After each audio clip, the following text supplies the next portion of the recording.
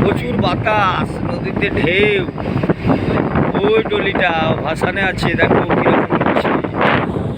একটু জুম করে দেখাই তোমাদেরকে, দেখো দেখতে পাচ্ছ?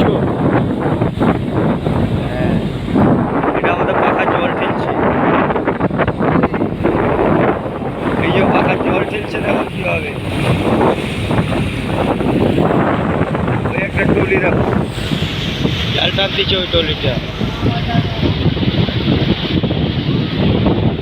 ওই একটা টলি জাল টানতেছে। আর এইটা তো আমাদের টলি,